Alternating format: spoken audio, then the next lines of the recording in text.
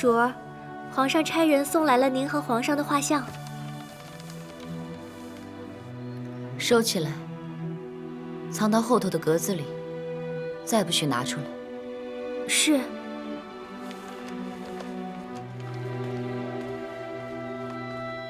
相见好好活了下来，也终于肯留下了。如意啊，真要谢你啊！皇上得偿所愿，臣妾恭喜皇上。还请皇上更衣吧。朕并不觉得穿着寒布袍服有何不妥啊。朕是天下人的天子吧，着自己子民的衣服，不论哪个部族都很妥当。下去吧。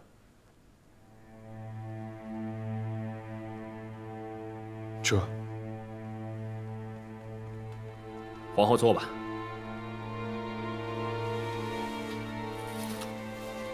皇上，满蒙联姻多年，关系最为密切，也不见哪朝天子穿了蒙古的袍服。皇上这么做，臣妾担心会让蒙古各部寒心。皇后啊，你应该先想着朕是否畅心如意，你该替朕高兴才对啊。皇上与臣妾夫妻一体，本该一喜俱喜，一悲俱悲。只是当日臣妾也向皇上坦诚，答应皇上所托，是因为皇后的身份。作为妻子，心中并不认同夫君所为。臣妾不知道如何替您高兴。皇后，臣妾心疼荣贵人。哼，心疼荣贵人。朕已经给了荣贵人正式的名分了，朕会好好疼她，也会善待她的族人。皇后你只要做好六宫的表率，善待她，这日久天长的，朕相信荣贵人有一天会知晓朕的心意。千古艰难为一死，伤心岂独惜夫人。希望皇上有一天能明白荣贵人的心情。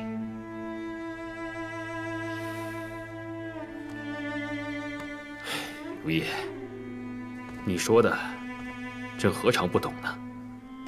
朕原本想让相见入宫，接受韩部的示好，也让边地各部落和睦，想着他入宫之后冷着他就是了。可是朕第一眼见到他的时候，就知道自己没办法了。如意啊，朕是真的喜欢他。朕知道得不到他的心，但他人在也是好的。朕是真心希望他能留下来，真心希望他能高兴。如意，你能明白朕吗？啊！皇上的一厢情愿，如同曹植诗对洛神。皇上，您只是给自己画了一幅洛神图。就算你换上了曹植的衣裳，洛神也不会对他倾心的。你讽刺朕啊，如意。朕以为同你说这些，你会明白的。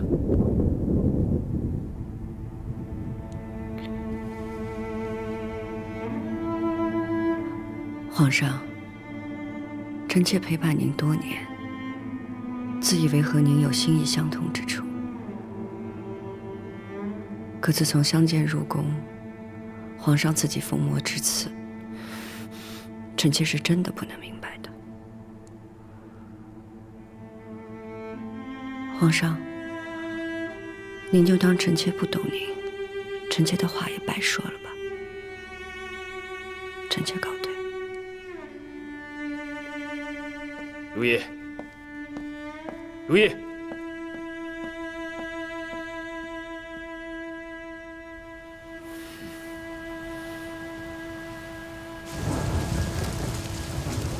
娘娘慢点。皇后娘娘，皇后娘娘晚安。起了吧。郎大人，您怎么在这儿？皇上命臣来此为皇上和荣贵人腾入画像。哦。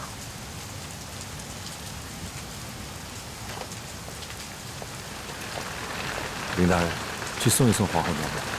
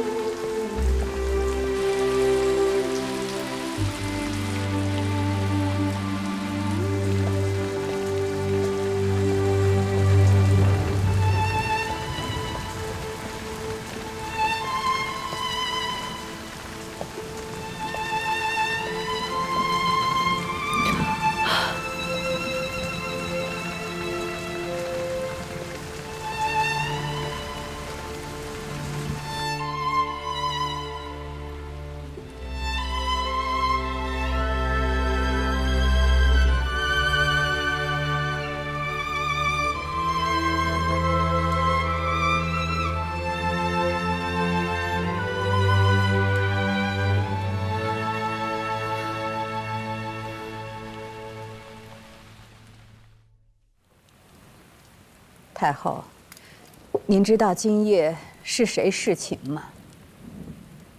还能有什么新鲜事儿啊？是荣贵人韩氏。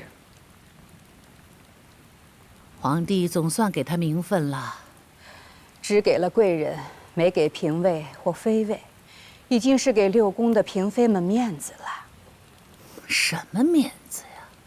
皇帝的心性越来越固执了，无人改变得了。如今荣贵人都侍寝了，一旦玉玺生子，后宫整个都要翻天了。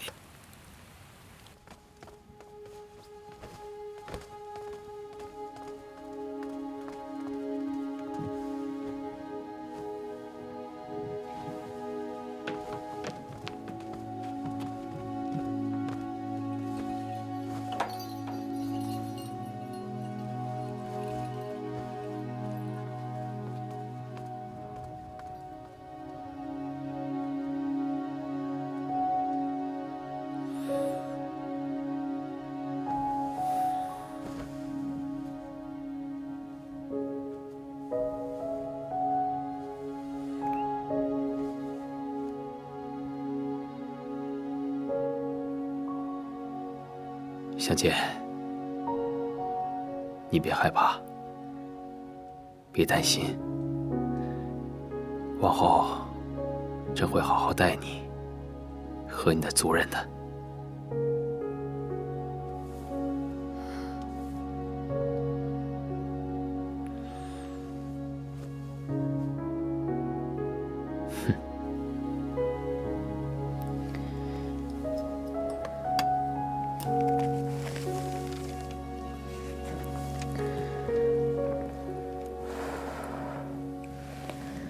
主的话上，皇上终于有笑脸了。从未见过皇上如此高兴的样子。只为了得到荣贵人，皇上是高兴了，其他人呢？主呢？您高兴吗？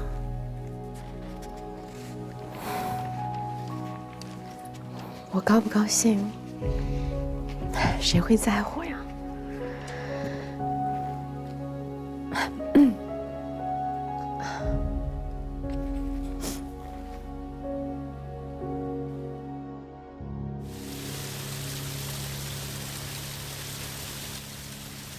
姐姐怎么又消瘦了？得多补补身子才好。姐姐，你看。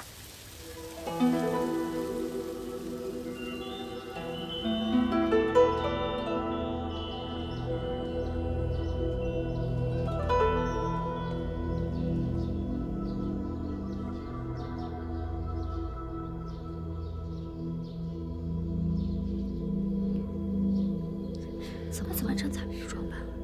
他怎么来了？穿这样，和咱们不一样。哪知道你是？皇后娘娘起身了，请各位主入内。走进去，走吧。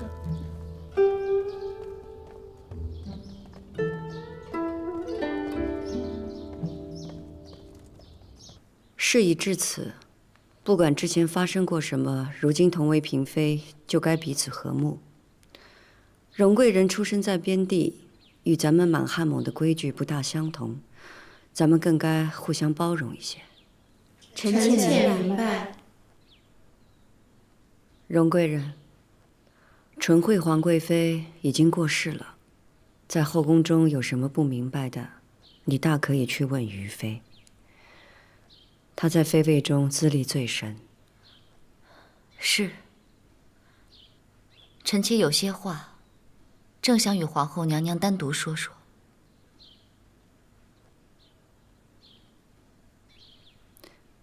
你们都告退吧。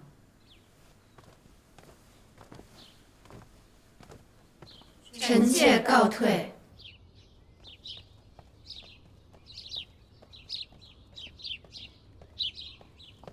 得，知道巴结上皇后了。看你穿上这身衣裳，倒真正有嫔妃的模样了。多谢皇后娘娘。你既然已经开始侍寝了，免不了会和后宫的人打交道。那些人你若不喜欢，不理会便罢了。臣妾会恪守对您的规矩，是因为您教会了我许多。只有您，才会对臣妾说那样的话。只是臣妾一直都不明白，您为何要去劝一个被您夫君痴缠的女子呢？您若是盼着她死了，或是出宫，不是更好吗？本宫是大清的皇后，皇后不仅是妻子，更多的是服从和责任。您曾经跟我说的那个少年郎，是皇上吗？当然是。其实跟我比起来，至少您的少年郎还活着。人活着是会有转机的，不像我和韩琦，天人永隔，我再也寻不到他了。你即使再也寻不到你的韩琦，可他在你心里，永远是当初最美好的模样。本宫的少年郎，不说这个了。你不是有话要和本宫说？皇后娘娘，事到如今，有件事情臣妾没法子不做打算。什么事？就算侍寝，怎么样才能没有身孕呢？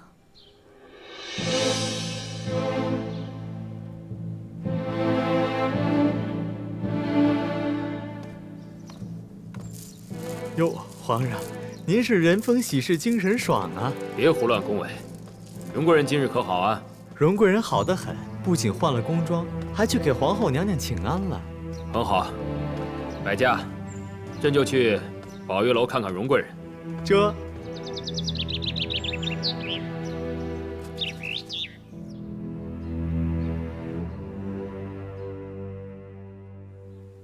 皇上这些日子，除了和大臣们议事，就待在宝月楼，是不出来了。皇上这么宠荣贵人，他别是有什么旁门左道的法子吧？你是说皇上着了旁门左道的法子啊？皇后娘娘，臣妾不是这个意思，只是臣妾觉得，自打荣贵人进宫，这宫里也有点太不成规矩了。怎么不成规矩了？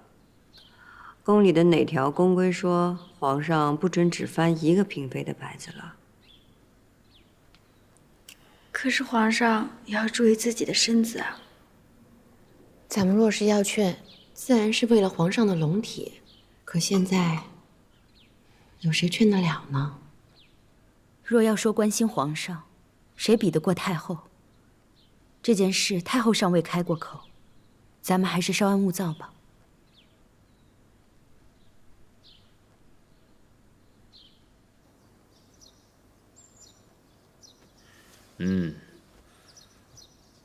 这对甜白瓷的瓶子极好，记得送到宝月楼去。这，眼看啊就要起冷风了，这荣贵人不习惯京城的气候，记得早些送些红罗炭到宝月楼去。奴才记着了。皇上，沙枣花。好，荣贵人呐，最喜欢沙枣花的香气，一日也离不得。皇上不是嘱咐了，每日都在养心殿供沙枣花。皇上在宝月楼周围多种沙枣树，为的便是荣贵人高兴。只要荣贵人高兴，这些算不了什么。婉音，你最近倒是常出来走动。以前有纯惠皇贵妃姐姐能陪我说说话，可现在倒好，姐姐走了，整个钟粹宫空荡荡的，冷清得很。过来和娘娘做个伴儿，心里倒踏实些。娘娘，想来今年初春的时候，皇上不知为何突然想起了臣妾，翻了臣妾的牌子。那个时候，我慌张的连话都不会说了，手和脚也不知道该往哪儿放。仔细算算，已经有6年4个月零3天没有侍寝了。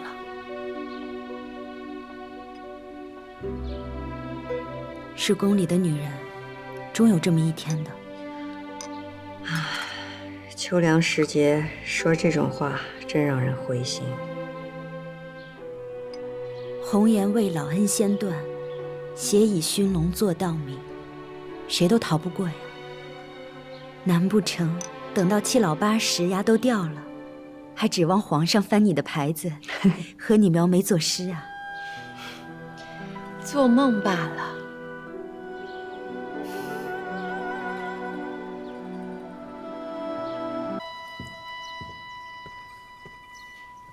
儿臣给皇额娘请安。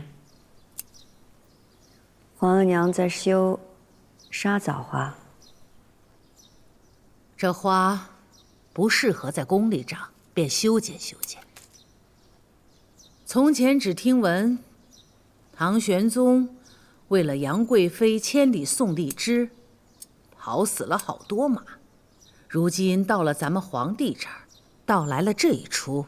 一骑红尘妃子笑，无人知是枣花来。真真是一桩奇闻了。儿臣无能。唉，皇帝是昏了头了，被韩氏迷住。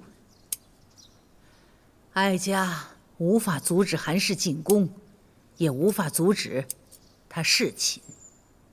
原本看他拒绝皇帝的样子，想皇帝会知难而退，死了这份心。可如今，韩氏都侍寝了，你可曾想过，皇帝如今如此执迷，入了魔障，韩氏以后有了孩子，会如何呢？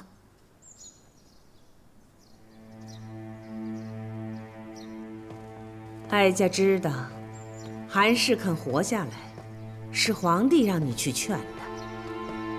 但哀家也知道，韩氏的心始终都在他去世的未婚夫婿那儿，这就什么事都有可能发生。那儿臣再去劝一劝。你劝得了韩氏，你劝得了皇帝？做吧。皇帝如今对韩氏这般魔障，将来若皇帝昏了头，做出什么更出格的事来，那该如何？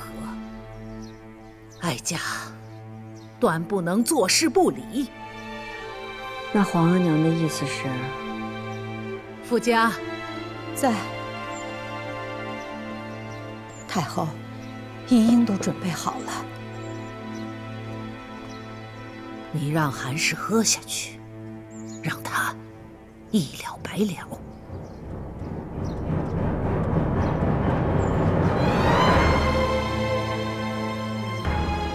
儿臣知道皇额娘这么做，是为了皇上的圣誉思虑。只是这样贸然要了韩氏的性命，岂不是伤了皇上的心啊？哀家知道，皇帝心疼韩氏，哀家也并不是想要韩氏的性命，只是让他清静伺候皇帝，别激得皇帝越发任性。皇额娘，您明知道让儿臣这么做，皇上是会恨儿臣的。你当日替皇帝去说服韩氏留下性命，是皇帝拿着你皇后应尽的职责，迫着你去。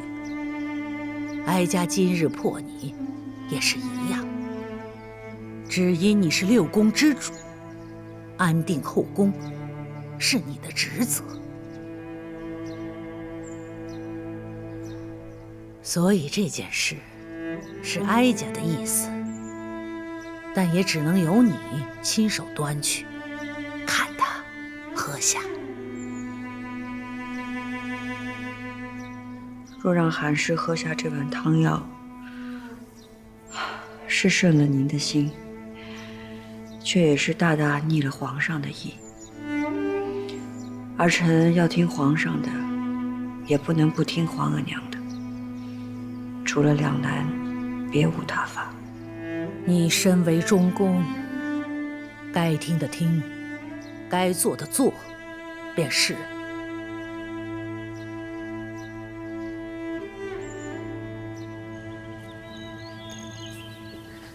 娘娘是不想让荣贵人喝这个。